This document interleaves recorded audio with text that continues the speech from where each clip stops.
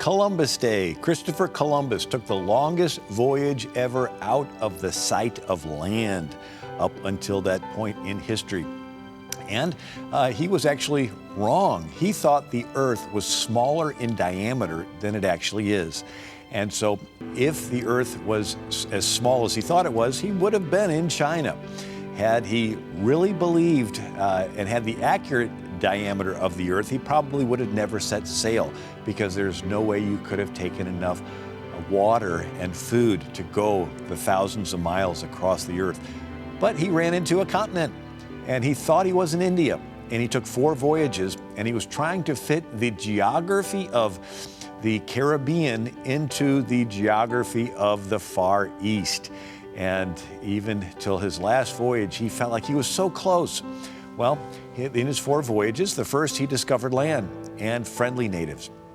And then in his second voyage, he was saddled with 17 ships and a couple thousand of the get-rich-quick settlers that were Spanish. Now is an important point. He was Genoan. He was from Genoa. He was Italian. And so these Spaniards didn't like having to obey a Genoan. And so immediately there is racism. There is these politics that came into play. And Columbus he wanted to be an explorer. He wasn't gifted and really didn't care about governing, yet now he was saddled with governing these people. And they discovered cannibals. Matter of fact, the word Caribbee, where we get the word Caribbean, means cannibal, because the first set of Indians Columbus met were Arawaks, friendly. The second set, these Caribbees, came up from South America, and they would depopulate islands, kill them, eat them, sodomize them. And so these Spanish settlers were like, Columbus, this is bait and switch. You didn't tell us about these cannibals. And they didn't know about malaria and hurricanes. Well, Columbus leaves his brother in charge and sails around, goes back to Spain, and then comes back on his 3rd voyage. And as he is coming back, he finds the place in a wreck. He came across further south and ran into the Doldrums. This was an area around the equator where you could be for weeks in the middle of the ocean with no wind. And you're baking in the hot sun day after day. And so he prays, if the wind picks up, he'll name the first land he sees after the Trinity. The wind picks up, he sees an island that happens to have 3 peaks, and he names it Trinidad. And so he comes to where the beginning of South America is, and then Colombia is named after him. And so he gets back to where he left his brother in charge, Hispaniola, the island of Haiti, Santo Domingo, and it's in a mess. The Spaniards had rebelled, and so Columbus, in his despair, pens a letter to the king and queen of Spain saying, I'm trying to do the impossible. This isn't like running a city in Spain. This is a wild area, and these people don't want to obey me. Well, the politics of the day, there was a Bishop Fonseca that got that letter and said, see here, King, Columbus is an inept governor. You need to replace him. And so a ship comes over. And instead of bringing help, they arrest Columbus and his brother, send them back to Spain in chains.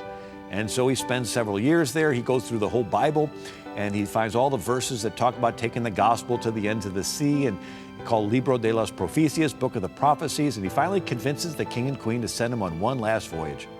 And he had designed a ship that could sail fast, and they're like, no time for that, go now or never. He comes across, and he is forbidden to go to his island of Santo Domingo, Hispaniola, which today is the Haiti island. And he sees a hurricane brewing. And he goes to the city that he's forbidden to go to, named after his dad, Santo Domingo, and he warns them. And they don't pay attention. They set sail with ships filled with gold back to Spain. Columbus is thrown around the Caribbean because of storms, finally shipwrecked on Jamaica, and after a year gets back to the island of Hispaniola and finds out that all the ships of gold were sunk except for one that made it back, and that was the ship that had Columbus's gold on it. Anyway, he says goodbye to the New World, goes back to Spain, and dies. And he's sort of ignored until a century or so later, and people began to realize that he did have a tremendous amount of courage to set sail. He never would have set sail had the Muslims not cut off the land routes to India and China just a generation earlier in 1453. So those that like to criticize Columbus and say, well, he shouldn't have come over, well, he had to, if the Muslims had not conquered the land routes to India, he never would have set off with the sea route.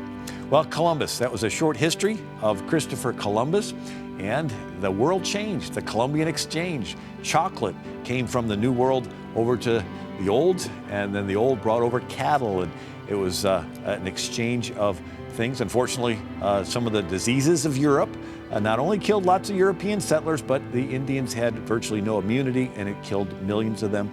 And we see that the world changed with Christopher Columbus, and he felt like he wanted to bring the gospel to India and China.